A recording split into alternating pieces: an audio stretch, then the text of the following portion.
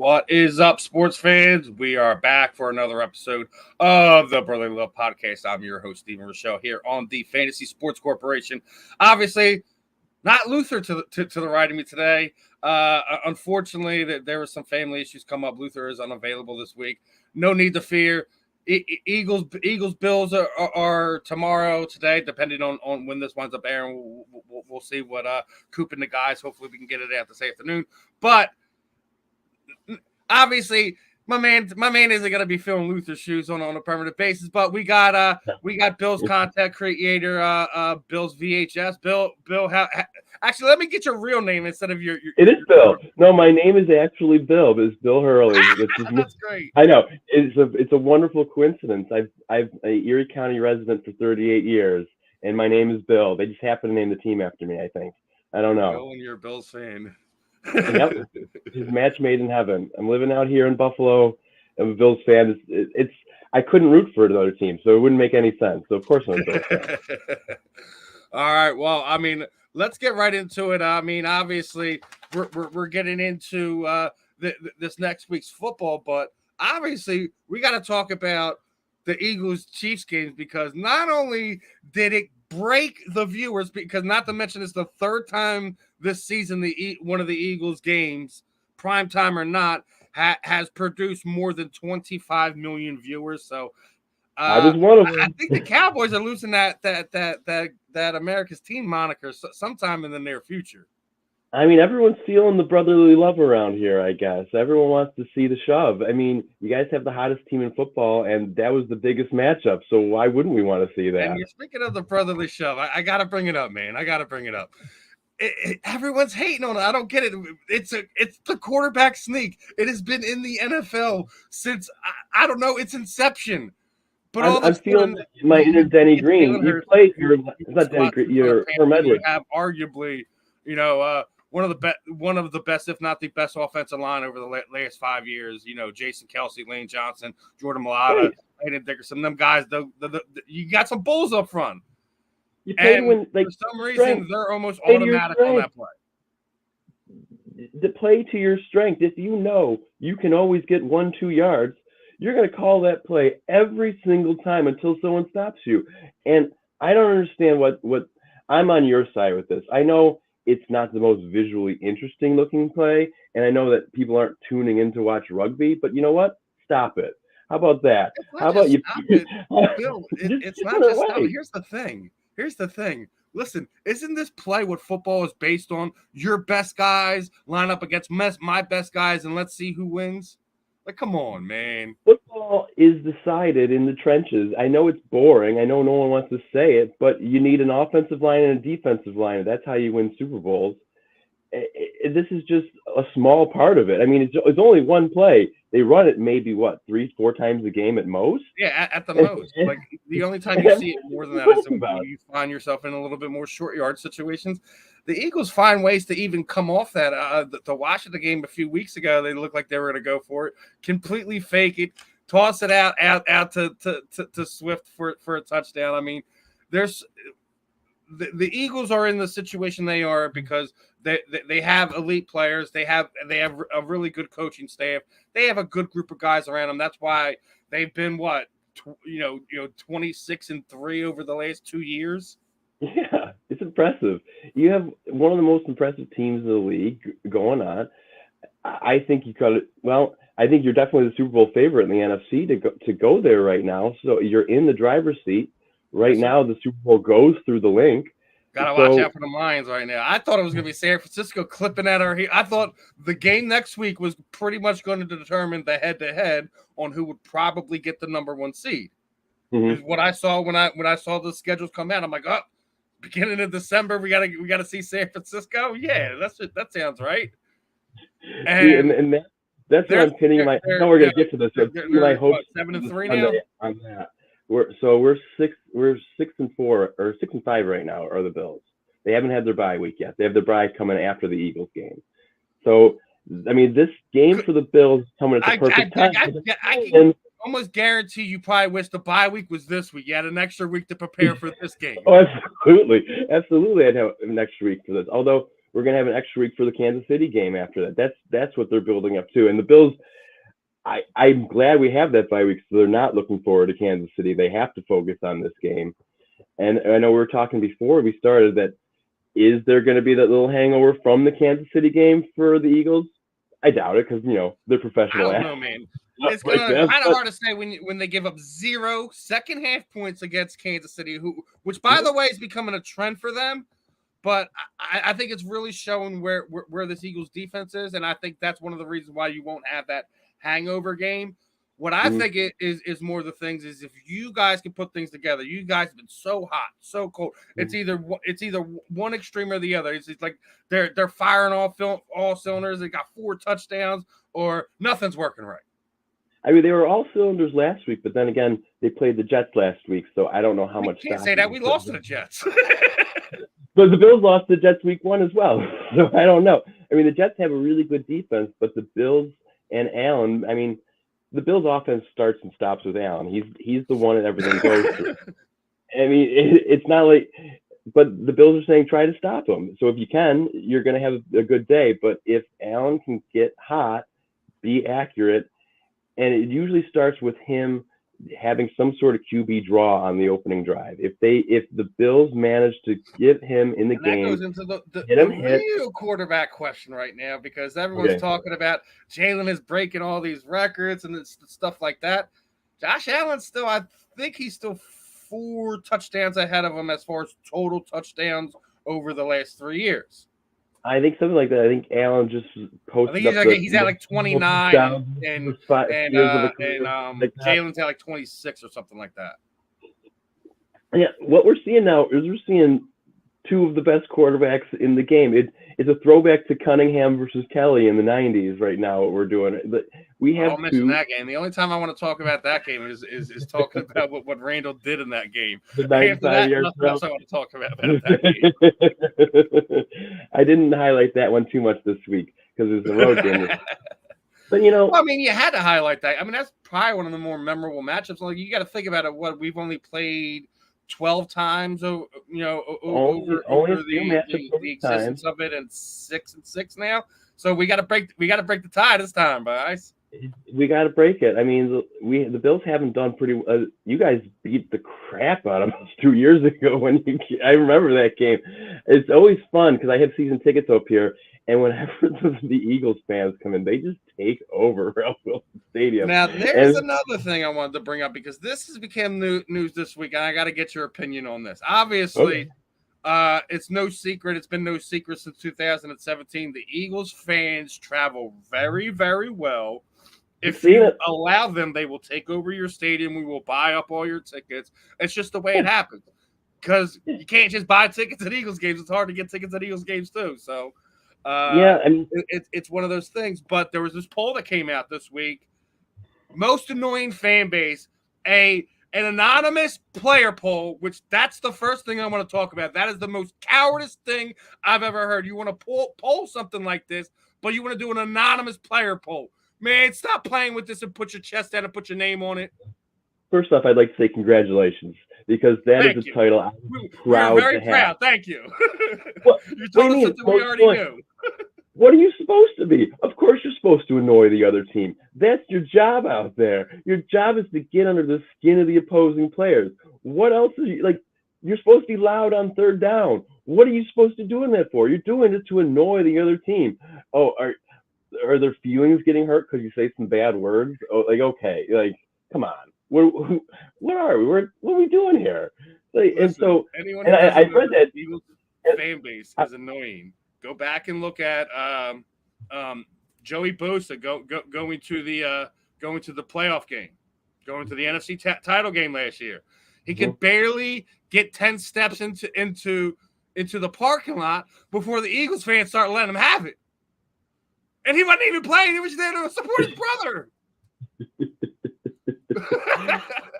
And he had Joey so wound up. It was just so. I was just laughing. I'm like, how do you let a bunch of drunken, 27, 28-year-old guys just get under your skin like that? Or you just point and laugh at them? But why don't you have another beer, fucking, Jim Bob, whatever, I did read the thing though, and the Bills fans were number 3 on that list, so I was okay because we're definitely the smallest market in the league, other than Green Bay. Although Green Bay, that's a different story entirely. So I just want to shout out to the rest of the Bills fans over here. You're holding your own. The Bills We're Mafia. I'm going Philly. to go on a prediction that the tailgate tomorrow, today, whenever you wind up catching this, is going to be freaking bananas. It's going to be bananas. Listen, there's no one who tailgates harder than Bills fans and Eagles fans. It's not a debate. There's nothing to talk about. You know, we do it in a different way. And the Bills even doing it in another crazier way, because I've never seen mofos go jumping through tables just for shits and giggles, unless we're at a WWE event or we go back to ECW or whatever. That's typically when we see idiots jumping through tables. Not you guys. You guys. No, as New Jack jumping through tables. No, I think that's kind of where it comes from. It definitely comes from that wrestling ECW background. So there's definitely that Bills Mafia Philly connection there when it comes to just jumping through the tables, because it came out of Philadelphia. It came out of the ECW arena in South Philly. So it's not like, I mean, we didn't come up with it on our own. We saw New Jack doing it. We saw the Dudley Boys putting people through tables. The amount of people I've seen 3D through tables is just ridiculous. Like, that's probably the second most popular way to go through a table, is to get 3D through a table. It just looks a lot of fun. So, I mean, yeah, it's a different experience. I've been going to games since '95. It hasn't changed.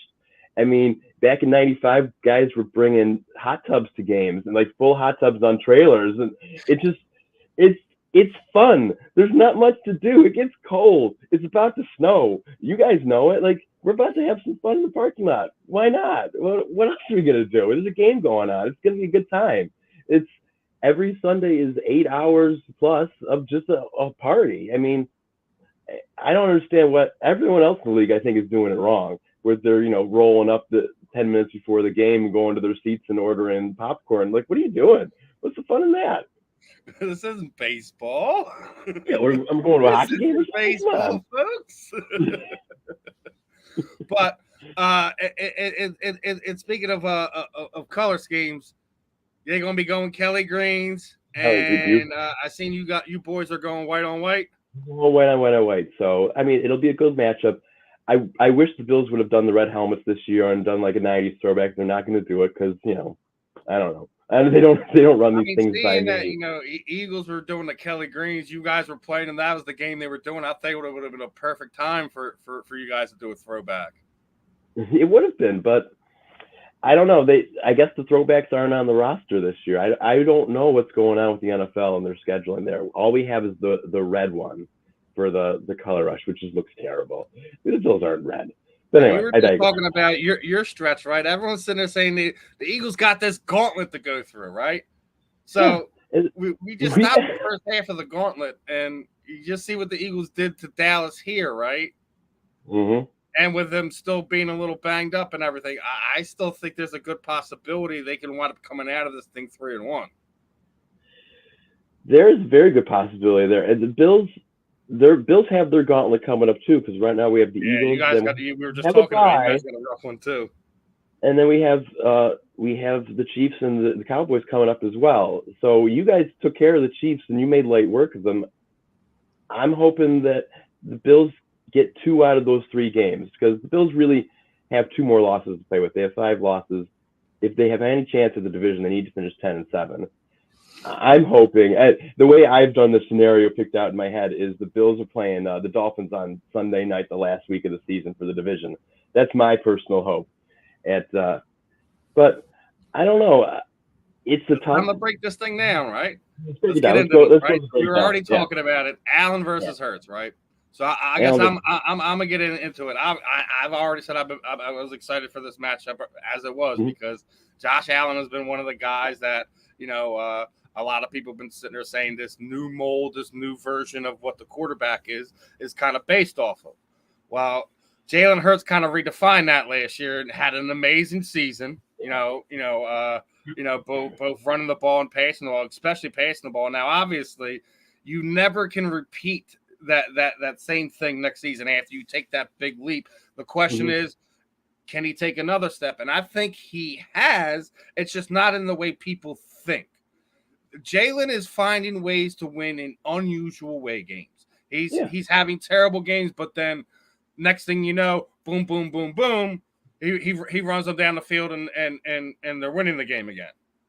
It hasn't been pretty. The stats haven't been as sexy as they were last year and things of that nature. I'm sure he would like to have been able to get the ball to Devontae a little bit more. And the fact that A.J. Brown is playing on beyond a Megatron level, which if you'd asked any Eagles fan before he got here, if he would have did that, we would have laughed at you. Like, yeah, we would just want a productive wide receiver. We would have never thought that he would have broke that run that Megatron broke. And the fact that we're calling him Mega John now just because we're Philadelphia. So listen, he has weapons which just makes your quarterback good. Am I giving Jalen Hurts an A here? Hell no. He's made some bad choices, but he's still that elite tier, one of your top 3-5 quarterbacks in the league. The guy on the other side of the field is no slouch, man. I'm not going to sit here and say Josh Allen's overrated. Listen, there's ebb and flows in the game, man. There was times where Peyton Manning was almost ran out of the league, and next thing you know, he puts it all together, finds his groove again, and starts slinging balls. I'm sure Josh is going to find his consistent route again. There's a whole lot of things that go on things. If we don't know everything that's going on behind the scenes. Where I'm going to go is Jalen Hurts. I'm giving a B, and I'm going to put it right behind where Josh Allen's like B-, C+, somewhere in that area. Losing a handful of games like that is a hard thing, and it always falls on the quarterback. So, I don't think there's much of a discrepancy in this one. Like I said, he could be, you could put a Jalen in a lead and have Josh Allen just under him in a lead or just outside of a lead. Either way, I think it would be a fair take. But I think the last 2 years have been hard on the Josh Allen stock. I think you hit on it that these are both two quarterbacks who aren't the normal mold quarterbacks. They're sort of outside the mold. And what you have to do with those, and what both of these coaches have been doing, is they're playing to their strengths. They're not trying to make Josh Allen something other than he is. And they're not trying to make Hurts something other than what he is. They're letting him be himself and play to his strengths. And what they're both doing now, I think, is they're both just struggling to find ways to win the NFL. It's not easy. I mean, there's coaches on the other side too. You got to find a way to win. And I think they're both also realizing you don't have to be perfect every game to get those wins. Sometimes you just have to be perfect on one drive. Sometimes you just have to keep it close. Sometimes you just have to not make the mistakes that hurt you and not lose a game. And that's how you end up winning games. I think they're both starting to find that out. I would put them both about the same level. So I think at the quarterback position, they're both, I put them at B minus. It's either coin flip or push, man. Coin flip or push. So I don't think you're going to get an advantage either way with that. They're both who you're going to have to stop. They're both the defense's number one assignment. It's going to be the quarterbacks. They're not worrying about everyone else. They're the number one assignments. They're who you have to stop. And I think both defenses might have trouble with that on Sunday, but we'll get to that when we get to the defensive side, I'm sure. Oh, absolutely. Like I said, I say coin flip or push. Like I said, Jalen was the kind of the mold that Josh was put into, or vice versa. But it's one of those things where, like, we'll always have to have a debate here. Bills fan, Eagles fans. Yeah. I think Jalen might be a little bit better in the quarterback IQ area. We don't know. We'll find out what happens when it plays out Sunday. That doesn't necessarily mean if Jalen wins, he's the better quarterback. If Josh wins, that doesn't mean that. Sure. We'll find out what their body work is over the next handful of years. But yeah, I hope these guys have another decade behind it. Hold on a second. I got the dad scream going on. What's up? We're good. Joy's having the little kid. I know. All right. So let's hit the running backs now, right? Obviously, over here in Philadelphia, we got the Philly kid, Mr. DeAndre Swift, who has probably been the big surprise here. You have Kenny Gainwell, you got Boston Scott, Rashad Penny has dressed 2 games this season. This is unfortunate, but it's one of those situations. But they've been really inconsistent this year. Kenny Gainwell has had the yips at times, not hitting holes. Just losing the ball at bad times. That one fumble in the red zone almost killed us.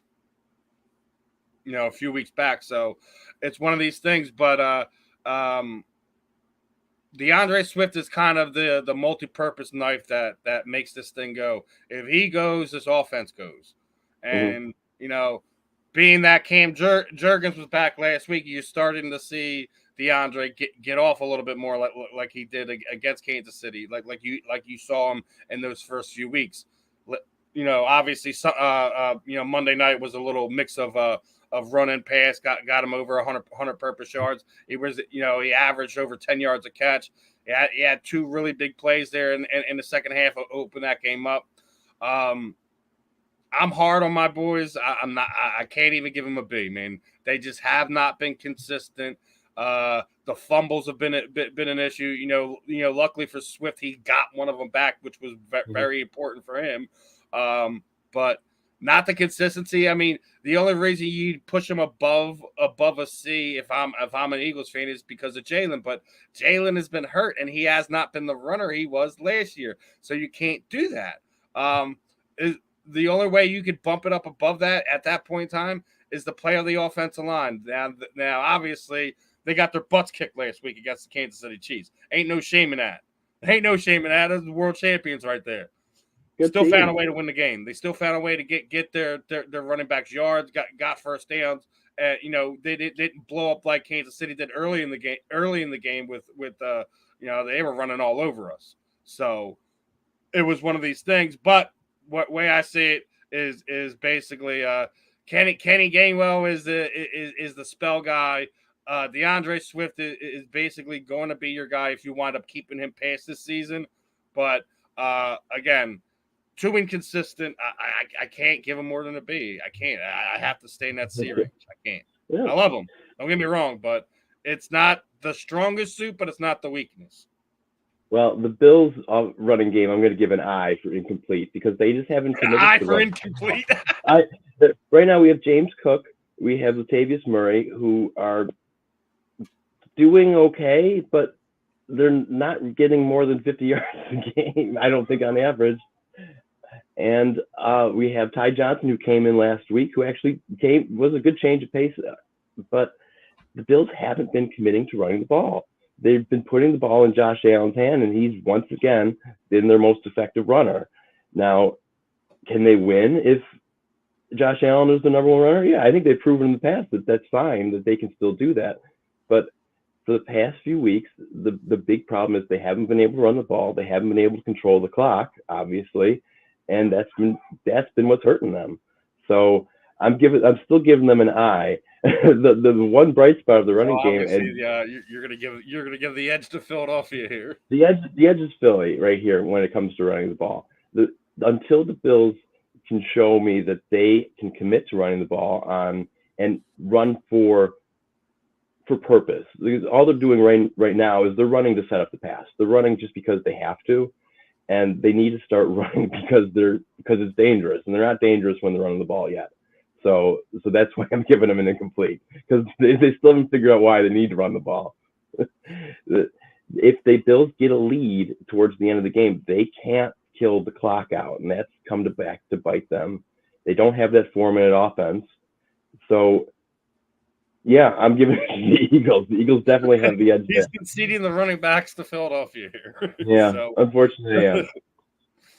Let's get moving on and get to the wide receivers. This is the money shot for Philadelphia, because they literally got 3, even 4 guys that can make it a really, really bad afternoon for you. We already mentioned AJ Brown, who probably is having one of those seasons that should be considered for MVP, but we're in a quarterback league, so he's not. Jalen's getting the love right now, even though his numbers aren't up, which makes no freaking sense to me. But hey, then we got the former Heisman Trophy winner, Devontae Smith, he's just filthy, man. He finds ways to make some insane catches. Both of them. If you really look at it, like AJ's has made some insane one-hand contested catches this season. It's like, how did he come down with that? And then you look at at wide receiver 2, who should be wide receiver 1, and he finds ways not just to take the top off of, but put his toe taps his hands, like he's just a fun kid to watch. Slim Reaper, Skinny Batman, whatever you want to call him. And then you got Julio Jones. Obviously, this is not Julio Jones from the Atlanta Falcons. We get that. As long as he catches the ball and moves the sticks, ain't nothing we care about. Hold on to the ball. It's not Julio Jones from the Titans, at least. So you got that. You're getting somewhere in between. You're getting definitely some production out of him. And this is another case where the edge is going to go to the Eagles, because other than Stephon Diggs on the Bills, when you're talking, I think you're inconsistent at receiver. Gabe Davis is capable of having huge days. We saw it a couple of years ago in the divisional playoffs. He had 4 touchdowns. He's also capable of doing what he did last week and going with 0 catches. So they really miss a wide receiver 2. Khalil Shakir as the wide receiver 3 is capable of doing anything. I think he's got good hands. I think he's an heir apparent for number 2. But he's a little small. He's one of those small guys, and then they have more small guys behind them. So unless you're talking about Diggs, and if are we lumping in tight ends to this? Because we do have this new tight end rookie. Because that is our absolute weakness right now. We are The fact that Dallas Goedert is gone, we are absolutely abysmal at tight end. Then Grant Calcaterra got injured during last week's game. Even thinner now. We're down to just Jack Stoll and the kid we traded in Denver, which I won't even bother to try to pronounce his name. That's what we have at tight end. We are abysmal. We don't have good blocking tight ends. We don't have good catching tight ends right now. All right, I can't say blocking. Stoll can block. I don't know about the other kid. I can't say one way or another because I haven't seen him. So he could be the next Antonio Gates. I wouldn't even know. It's one of these things. I think that is an absolute weakness for Philadelphia on the offensive side of the ball right now is the tight end play. If you're able to cover things up and make it where you have to go to the tight ends right now, which is almost impossible to do against this Eagles offense, that's probably something you could exploit, but it would be situational at best. Well, Dalton Kincaid, the rookie, is definitely emerged as being a good pass-catching tight end, and he's really got some chemistry with Allen. So I think look for that. Look for Kincaid if you can stop Kincaid, it's going to be a long day for the Bills. But if he can get those 5-6 yard throws on first down, it might be a long day because that's what I think Allen's going to look towards in this game. So I'm going to give the edge there to tight ends to the Bills. I'm finally taking an X. I'm taking one of those check marks. And we'll give the tight end. I'm giving it to you guys here. You guys got the better tight ends. That's just my take. But then we get into the last group of men that cover the offense, and that's the Eagles' offensive line. I've already mentioned it. I don't think I really need to go back over it. They have the nastiest offensive line in football. They have 2 flat-out surefire first ballot Hall of Famers in Lane Johnson and Jason Kelsey.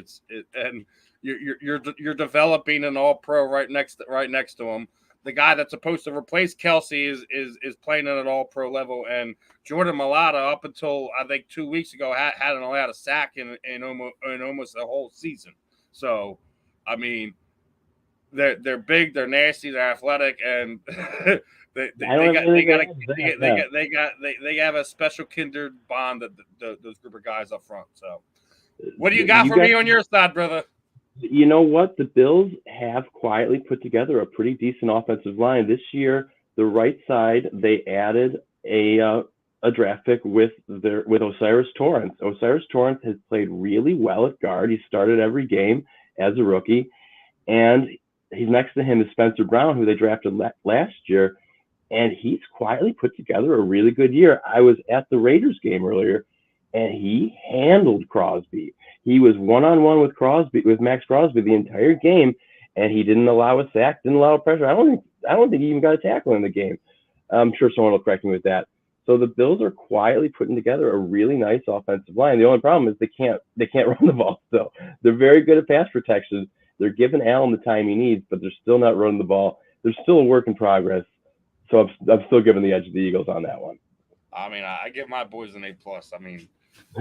I'm giving you guys an A- this year. They got beat up a little bit last week. They've been a little inconsistent in the run game, but they have been missing, the guy who they thought was going to be the right guard for the season. You flop Owapeta and Steele in there for a few games as he was hurt, but as you've seen last week, the running game kind of went back to what it was normally. So yeah, I'm definitely giving my guys the edge here.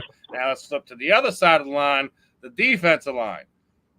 A little bit inconsistent this year from Philadelphia. Obviously, we haven't quite had the number of sacks, but I think just last week alone, Hassan Reddick had like 8 pressures. Fletcher Cox had like 9 pressures. Jalen Carter had 3. Like, they are getting after the quarterback. They're just not getting there, and that's fine. You're not going to break the sack record every year. That's not how it goes. But the rotation of guys that they got in there, having a guy like Jordan Davis, drafting a guy like Jalen Carter, bringing back a guy like Fletcher Cox, bringing back a guy like Brandon Graham. You have Hassan Reddick who comes down from that linebacker position to play the end, and you still have the kid Nolan Smith Jr. from Georgia that really hasn't gotten a chance to get on the field this year just because how well the guys are playing in front of him. When you have guys like Josh Sweat, stuff like that, so they have a nice rotation, a nice room, even at defensive tackle. The kid Williams, had a big game last week for us, and he's a guy that could be counted on both in the run game and in the pass game. So we have a nice rotation. I'm not going to sit there and say we have the best defensive line in the NFC, NFL, whatever. I still think San Francisco might have a little bit better rotation now. The fact that they go and bring in a guy like Chase Young and things of that nature. But one of the best at getting after the quarterback, disrupting plays, disrupting offense. I give these boys a B+. Try to find a way to beat these guys week in and week out is a rough one. I do not feel. I feel bad for pretty much every offensive coordinator when it comes to trying to slow this defense down. Well, with the Bills' defensive line, I'm going to give them a solid B right now because they're in the same sort of spot. They're really coming together and they're sort of getting after the quarterback. Although I'm basing a lot of this on last week going against the Jets, so I guess the last Jets game has colored my opinion of how they're doing. And they have the capability to get after it, and they have the capability to really disrupt things.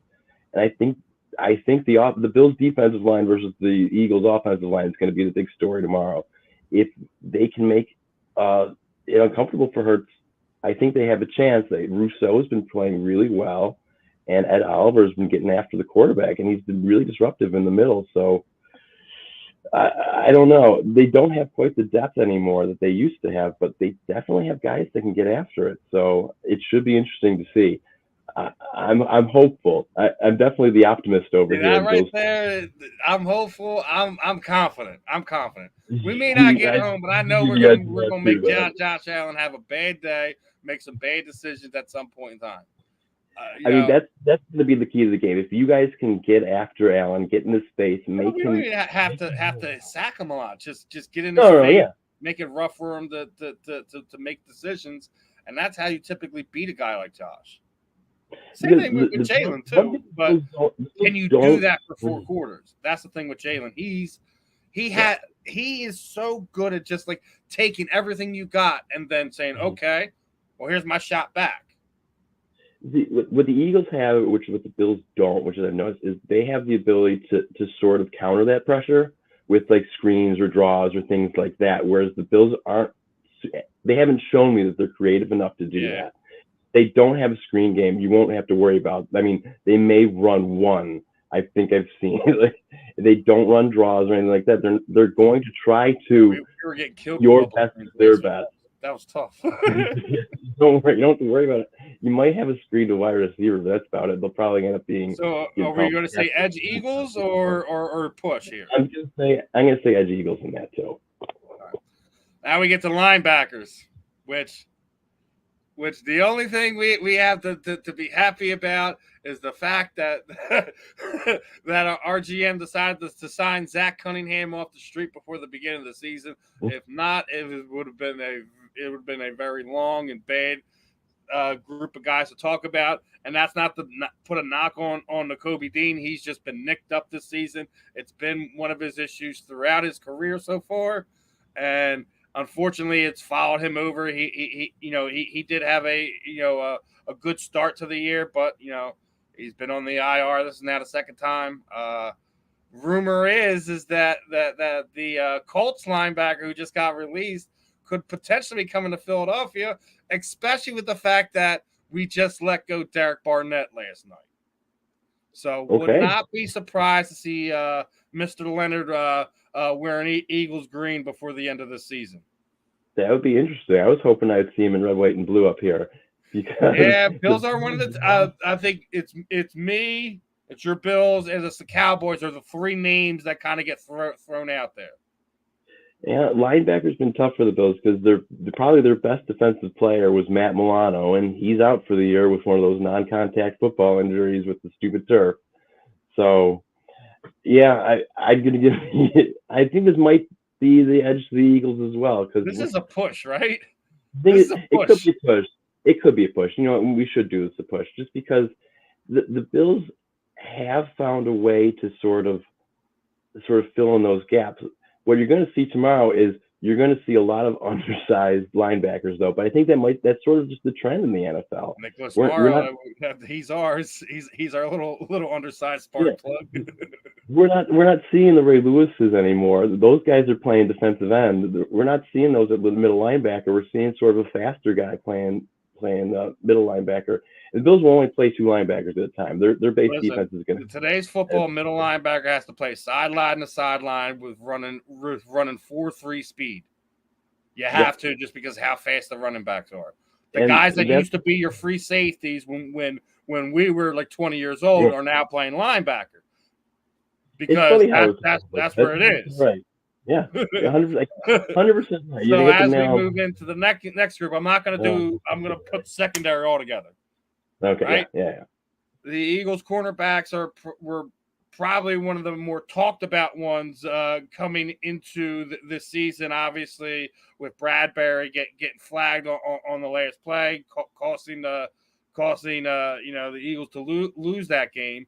And obviously, both of them having contracts expired and renewed and re-signed. So these are going to be your cornerbacks here in Philadelphia for the next 3 years at least.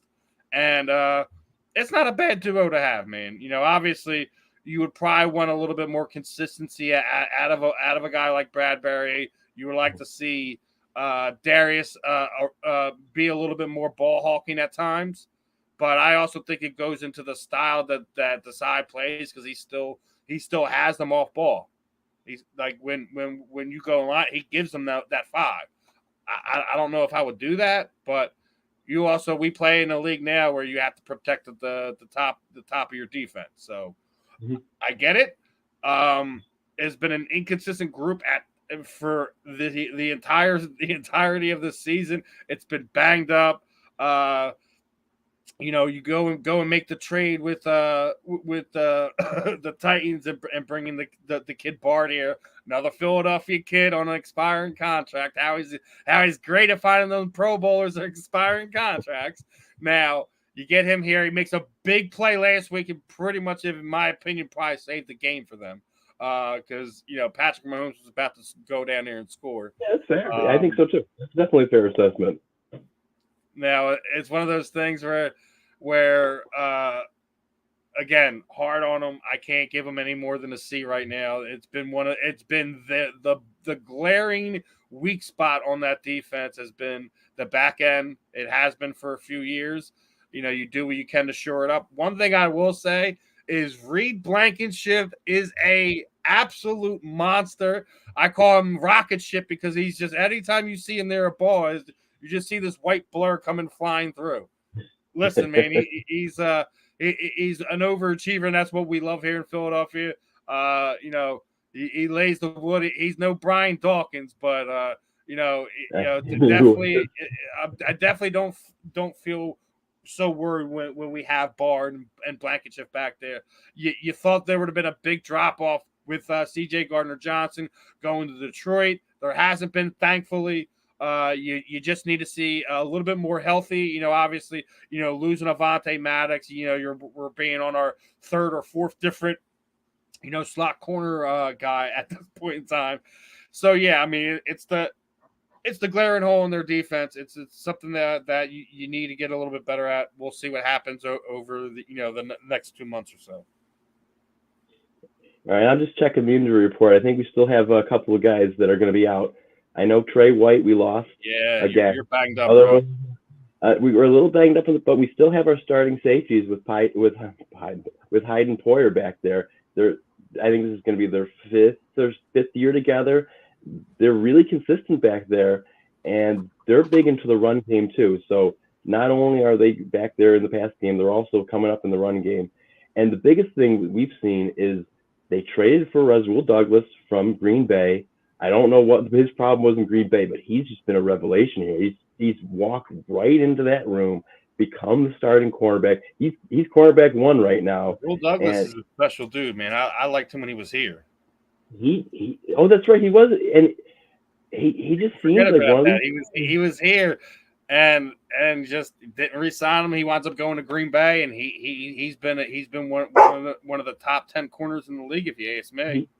I don't understand why he was available, but I'm glad that they put him on the team. And you'll see on the other side, they'll have probably Christian Benford's going to end up starting here. He's a 7th round draft pick, but he's proven himself. I mean, once you get into the room, if you prove you can play, you should be able to get that starting job. And he's one of those guys where he looks like he could be a starter in this league for a long time. So he's going to get a trial by fire this week, that's for sure, if he ends up getting that start.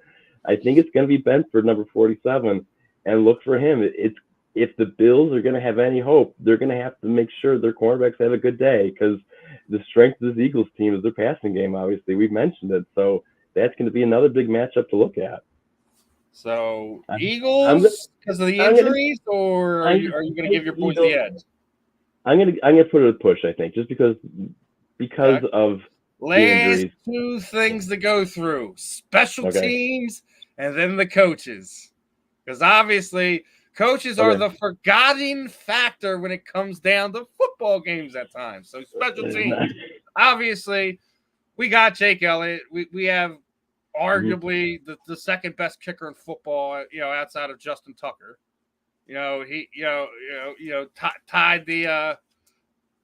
tied the league record a few years ago for longest field goal, then broken by Justin Tucker the following season. He's been the model, consistent. His only problem, he gets under 30 yards. He has problem with shanking them. I don't get it.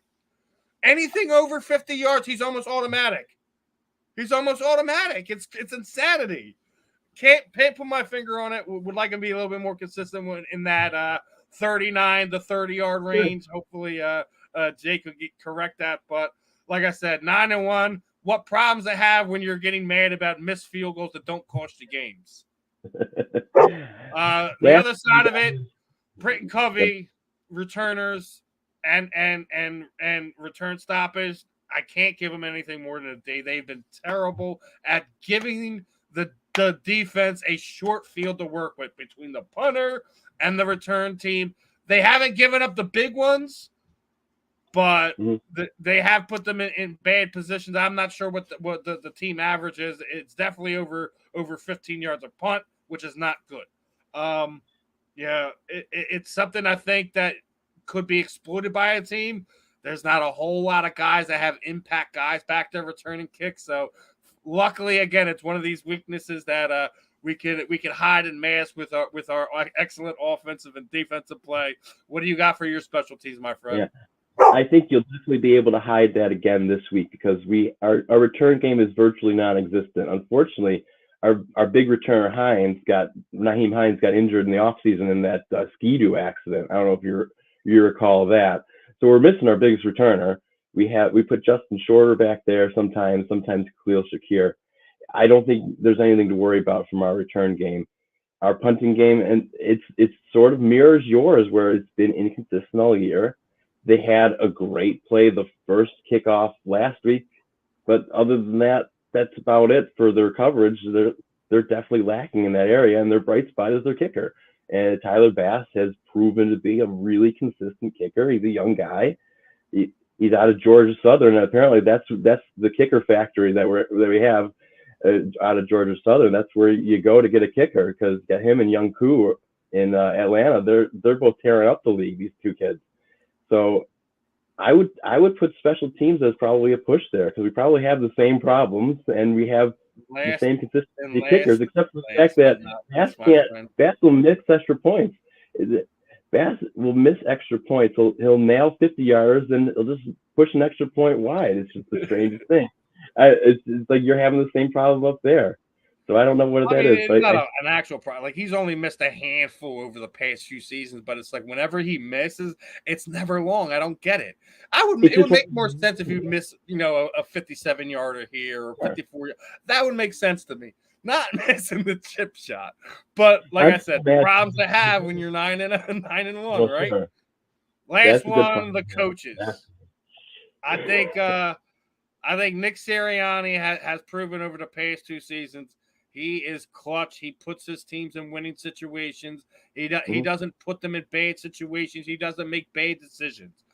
And he has been almost perfect with going for it on 4th down to have that faith in his offense and Jalen know when to call it and when not to call it. Because we've called it on the other side of the 50 quite a few times, and I've been like, oh, boy, if they don't get it here, it's a whole world of – but guess what?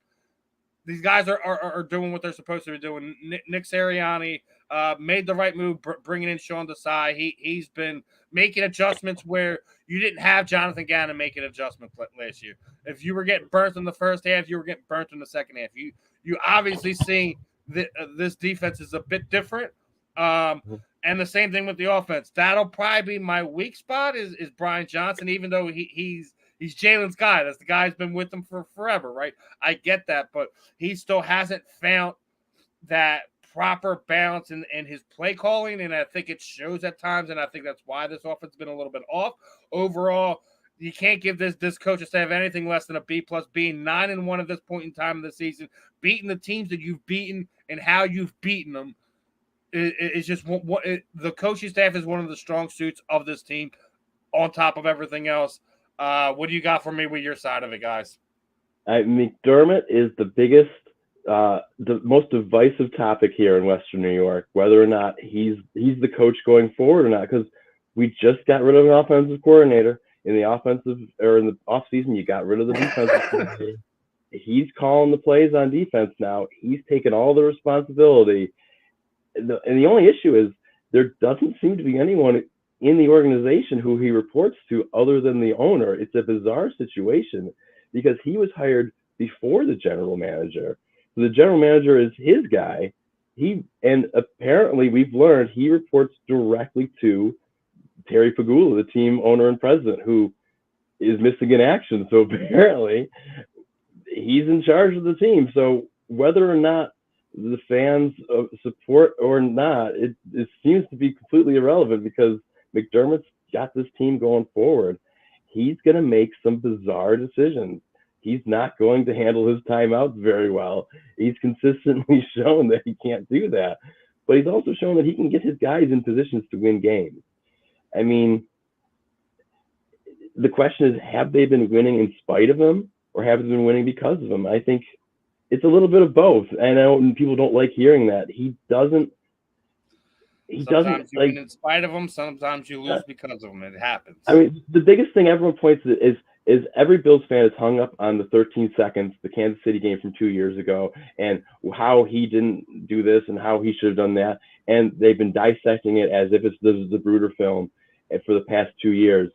And the answer is either you're with them or against them. Either you have faith or you don't, and that's really where it is. And I guess it depends on if the players have faith in him. If the players have faith in him, I guess they'll do well. There's been talk, are they just sort of quitting on him because they're tired of his voice? Maybe. I guess you'll see that, and I don't. Like, we're not in their locker room. I can't see inside these guys' heads, so I would have no idea. I don't think anyone has any insight into that. I think you might find out in 10 years in the tell-all book if everything turns out the way it goes. But but other than that, it's strange. There's no accountability, literally, around here because he's not accountable to anyone. No one in the media holds him accountable because, unlike Philadelphia, we have about 4 people asking him questions. Where you guys have like the biggest sports media in the country. It's crazy because I mean, I remember when I first started like really following football. There's like 5 guys there. You know, it was like Howard asking Mike Missinelli and a handful of other guys. But yeah, the Philadelphia media has been hot and cold. Like, there's some guys that you just wish would go away and stop. Yeah. But then like there's some guys like you know that they are real true media members, journalists, things of that nature. And those are the guys I really do appreciate, respect, and continue to hope that we hear them covering my Eagles, being on the sidelines. But getting back to the coach, man. Getting back to the coach, is it Sirianni or what? You guys have the edge there, I believe. All right. Yes. So let's look at the breakdown of what our media members saying, right? So they were sitting there saying, like I was saying, Jalen elite, quarterback right behind that. They have both of our running backs in the average category. Okay. Yeah. They have your tight ends in the average and the Eagles tight ends in bad. Yikes. It looks like the correct again with wide receivers, as the Eagles are in the lead with the Bills just being outside of it. Same thing with the offensive line and defensive line. Eagles are elite. Bills are just outside of it. Linebackers, I was correct. That had you in average, and we were below average. The cornerbacks and safeties, they have, again, at I would say just above average, both of us, right? Mm-hmm. And coach with us having elite, and you guys are just above average. About everything about what we said. I think the only difference is that you had your running backs lower, right? I have my running backs lower, but I don't know if it's the backs themselves. I think I might put that on the coaching and their commitment to the run, because I mean they got rid of their offensive coordinator early this year, so I think that says something right there. See, I don't think that's necessarily a bad thing. Like, when you guys have been inconsistent as you have been, and things have been a problem. Like I guarantee you, if someone in Pittsburgh saying we got rid of Matt Canada, they'd be throwing a freaking parade up there. Oh wait, they did. They didn't throw a parade though.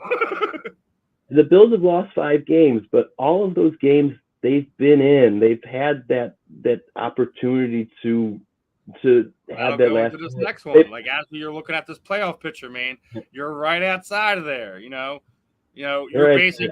We were just talking about Pittsburgh, and that's who you're going to have to knock out to get back into that 7th seed. We're not looking at the 7th seed. We're looking at that 4th seed. I'm telling you, the Bills are looking at the Dolphins. You think you're going to be able to turn it? You think Miami's going to have a monumental collapse? I mean, right now, I believe the Bills still control their own destiny, because they're only a game behind I think they're a game and a half behind Miami, so they still need to win this game. They beat Miami earlier in Buffalo. They play Miami the last game of the season in Miami. So they need to win that game, obviously, and they'll have the tiebreaker. Just give me a few. Just give me one or two bad performances. Give us a chance. Just give me a chance. Just give me a chance. Just keep pace. We need to be one game behind them going into the last week, and I think they get to the division. I think that's how they're going to get into the playoffs. I think 10 wins is what you need to get into the playoffs, and I think that's going to win the East this year. And I'm be very happy if it does. I think you guys are a playoff team. I did not imagine looking at the AFC playoff picture this year, not seeing Buffalo winning. It wasn't in the way I was looking at it. I think the team everyone has to be the most surprised about it is the Texans. I think so too. I think all of us knew that DeMeco Ryans was going to turn that team around. Nobody's seen C.J. Stroud playing the way he is playing right now. So I said we're going to get some way early, off-season stuff. He's going to be the rookie of the year. Absolutely, hands down. He's going to be the offensive rookie of the year. There's no question about it. The only way that he doesn't, if he gets hurt sometime between now and the end of the season, is the only way he doesn't win it. Yeah. I think he is a lock for rookie of the year. I think that's 100% correct. And it's funny because everyone thought it was going to be Bijan Robinson at the beginning of the year. But apparently, that's why you play the games. Apparently, I know it's an old adage. Play the games, my friend. Coach of the year, is it Nick Sirianni or do we have to say it's DeMeco Ryans? I think if they win that division, it has to be DeMeco Ryans. Sirianni's getting clipped again. I know it. I'm sorry to do it, but you know what? I think I don't care. Listen, I don't care if we win a single off-season award. Just gotta win the one. Just gotta win the one.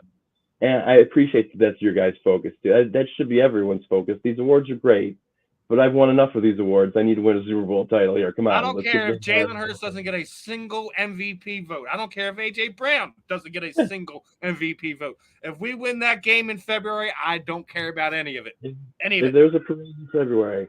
That's all. As long as we're playing in February. As far as this game goes, being along your lines, I think I'm going to go. It's going to be within a field goal. I think we're going to be like 30-27, 31-27, somewhere around that line. I think it's going to be just above of what our bookmakers are having at 3.5 or something like that right now. I'm the eternal optimist, so of course I got to pick my Bills. I'm going to go 38-34, high scoring affair, shootout, and Allen takes the ball, final drive. One of those fun little things there. It'll be a heartbreaker for you guys, and I'm very sorry, but I'll be very happy. I think it's going to be a heartbreaker. I think you're going to have it close. It's going to be close, and then Eagles are going to get the ball with like a minute and a half to go, and they're going to get in range for Jake Elliott to bury one in your chest. So we're thinking a last possession game. Okay, I can see that. Well, then I guess I think it's going to be a last possession. Yeah, I think it's one of these things, especially like listen. I mean, everyone. I think it's funny. It's like, oh, Eagles haven't blown anyone out. Do we need to? That's the thing. No, we don't. I mean, even if we lose, like everyone's like we were talking about before we came on. Oh, this is a trap game. You just play big game against.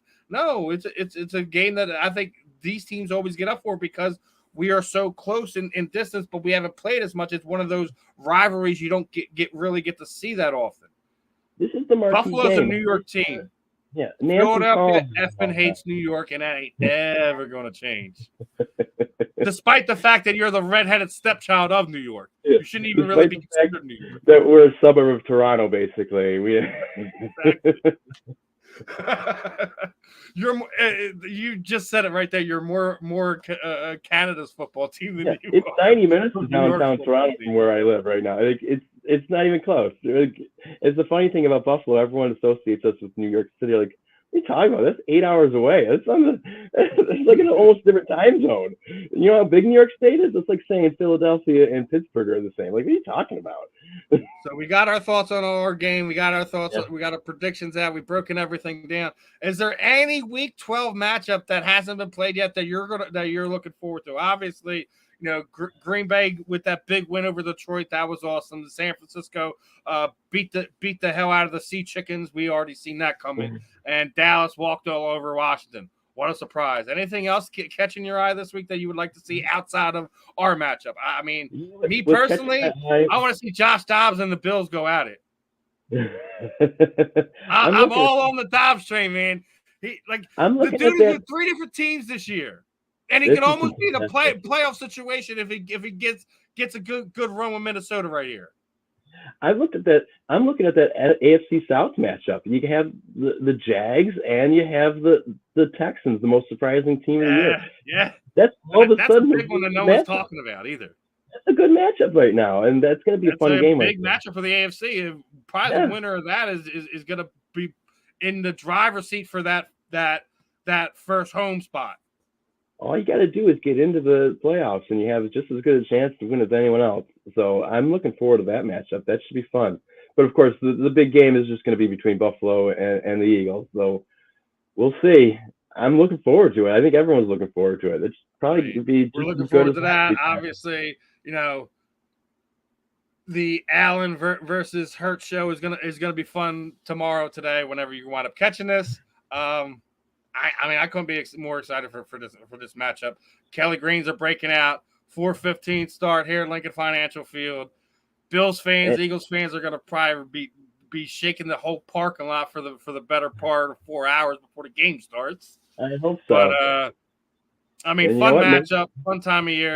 It's a great time for football last month. Super Bowl preview. I don't know. Last week was the Super Bowl preview. Maybe it could be this week. You never know what's going to come out of the AFC.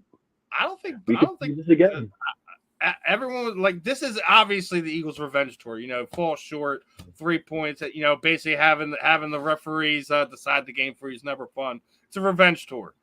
But I never thought that Buffalo wouldn't that the Chiefs would be. I just felt that so much was happening, during the offseason. Clark wanted out of there. Chris Jones wanted out of there. Yet these guys were demanding contracts. While meanwhile here in Philadelphia, guys were begging to stay. Like, what is it going to take for me to stay? Everyone was like, "Oh, well, you lost Javion Hargrave. You lost one of your linebackers. You lost a safety." I'm like, "What did we lose?" Because we drafted Jalen Carter, so Javion Hargrave means nothing, right? All right, C.J. Edwards is a legitimate loss. He was the leading tackler in the NFL that year. So I get that aspect of it, but I didn't really feel like there was a big drop off where I felt there was a huge slide on the offensive side of things for the Chiefs, which is freaking Andy's MO. Weak wide receivers with really good quarterback play. It doesn't always work. He's tried to do it for so many years. Up until the wide receiver by committee last year, they were in trouble since Cheetah left and went to Miami. So I didn't think that they would be back this year. Not just because of Super Bowl. I just felt that they lost too many pieces. That there would be a Buffalo Bills, a Baltimore Ravens, another surprise team like that to kind of go into. I didn't think the Kansas City was going back to back. It'd have been nice to have a rematch, but aesthetically, I think that is a very bad. I'm sure NBC Sports would love it because they could be sitting there talking about Travis Kelce and Patrick Mahomes and Taylor Swift and all for the better part of 72 hours. I get that. Yeah. I want a different matchup. I agree with you. I think the Eagles are kind of the class of the NFC. We still haven't played 4 quarters of football. We never played 4 quarters of football last year. It was just there were some wins that were pretty. I don't want to win pretty. I don't care about winning pretty. I just care about getting that trophy back here. Right? There you go. It was 2017. You guys are probably going nuts. We at least got one. We want to get another one before our window closes. I know we got. We're just looking to get one before we die over here, because that's when Kelce will be gone. That'll be when Lane's gone, and you're not gonna find guys to replace them like that. You're gonna have Jurgens move over, then you're still gonna have to refill that right guard spot. It's almost impossible to find a right tackle of Lane Johnson's caliber. Impossible. So you got to win now. This is why I said this is our. We have to do it this year because in my eyes, it's wide open. The AFC. There's no clear cut number one guy there. You have to do it this year. If you don't do it this year, your window's getting thinner. Yes, Jalen did sign that contract. You still have to resign DeAndre Swift in the offseason. Devontae Smith's contract is up. Things are coming up here that we have to take care of. So we'll see if this team will look exactly the same following year. But you have to do it now. This is your time. I know a lot of Eagles fans are pumped up in your suit, thinking we're going to be. You still have to take care of business. We still have to take care of the Buffalo Bills in front of us. Then the 49ers, then Dallas, then Seattle, then the Giants twice, and all that nonsense. You have to get there. You have to take care of the business in front of you. You know how it is. If if hype was a thing, you guys would probably would have won like 6 Super Bowls, right? Yeah, we won the Super Bowl back in August. So now what they have to do is they actually have to win it. Just because they got their guy on the cover all right, doesn't well, Bill, win the July commercials. Yeah. As I get ready to wrap it up, I kind of what I typically do for all guests. It doesn't matter if it's an athlete or not. Is throw the proverbial microphone over you, my friend. Let everyone know where to follow you, get your content, YouTube channel, all that stuff. The floor is yours, brother. Follow me on Twitter at BillsVHS. I'm also on YouTube, and what I've been doing is, hey, I have a little prop right here. I've been putting these babies up on YouTube, so every time I get a new disc or a new tape in, I just digitize it and I'm throwing them up on YouTube. So youtube.com/@BillsVHS. I got some full-length NFL from the 90s for you, 80s and 90s action. Absolutely. So enjoy. I'm sure your favorite play from the 90s is the Don Beebe Leon Lett play. It has to be. It's the only thing you can smile about, right? I mean, I have the greatest comeback in playoff history to smile about still. That's still my favorite tape. And I have the Steve Christie suicide. I remember very vividly watching that game. It's such a great game. Jim Kelly going out and I'm sitting there with my grandmother. I was about my son's age. I'm like, oh, it's over. Warren Moon's going to walk all over these guys. He's already dropped 30. He's already dropped 30 35 to 3. And 35 to 3 was over. Andre Reed, James Loft, and Thurman Thomas. It was like, oh man, here we go. It's such a great game. I mean, that has to be probably one of the not just it's because of who you beat too, because that was a special team, that Oilers team. It was. In fact, they played the Oilers the week before. That game's on my YouTube channel too. They lost in Houston, which forced this game, and everyone was down on them. And it just all of a sudden, Ralph Wilson Stadium's a magical place, and anything can happen there. And just the vibes changed, and the Bills just it was like a wave took over the stadium. It was fantastic. It was definitely my favorite game. See. You guys that, and we got them. We got the miracle of the Meadowlands twice. You have a Super Bowl victory, so that I think we should have more, man. We should have more. I mean, I'm sure you feel that way. With my opinion, the first one should have been yours. It should have been yours. It should have been us. You should have been playing us. But injuries happen and things of that nature, and Randall didn't have a 91 football season. That defense was nuts. No one was beating that defense. And who knows how that game would have played out. But you guys wound up with Bill Parcells and Scott Norwood just completely. Yeah, we ended up losing to all of the NFC East teams except you guys in the Super Bowl. So maybe that's what we have to lose to the fourth one this year in the Super Bowl. But the other ones, I mean, I didn't think you guys would beat Washington. That team was special. And then the Dallas games, you just weren't beating that team. Those just got out of hand. I still say the first one was the one you let get away. Oh, I agree with you there. That was definitely the most winnable game. We let one get away when Donovan McNabb decided to go and party before his first Super Bowl instead of actually. Terrell Owens, that's one of my favorite performances in Super Bowl history. He was just incredible. How do you waste a Terrell Owens performance like that? I have a broken leg. Didn't he have a broken leg or something like that? Remember we were watching the Super Bowl videos and they would talk about all these things like leading up to it. Like I imagine that like years from there, like just playing that and just why T.O. just started to not like Donovan. It was just like, you just cost me not just a championship, but if T.O. would have done that. I think the reason why that happened the way it happened is because the eyes weren't on Donnie. And it's always been like that here. And it just felt even more so in that moment, and he just couldn't take it. It's rough, man, when you're the face of the franchise, but not the face of the franchise. I get it. There is sort of that parallel with those 90s Bills man. With Thurman Thomas and Jim Kelly. Thurman Thomas in that Super Bowl would have been the MVP. So there is talk was that sort of a Jim Kelly sort of versus Thurman Thomas thing? They had beef in the past, but I don't know. I'm not going to get into that conspiracy. I think it's got beef. Conspiracy theorists about our teams, right? I'm not. I'll do that, but they'll save that for another podcast. We'll do a conspiracy theory podcast one day Gotcha, or brother. something. I gotcha. Well, I'm gonna put a bow on this one. Sunday. I appreciate your time. Thanks for F having your me. bills for the next 48 hours, and after that we can be There friends. you go. We can be friends again. All right. I'll talk to you on Monday. We'll be friends on Monday, maybe. Exactly. Have a good Other one. than that, there's another fun one. We'll see you guys next week, and maybe we'll see Bill back at some point in time in the future. Maybe for a Super Bowl preview. Let's go.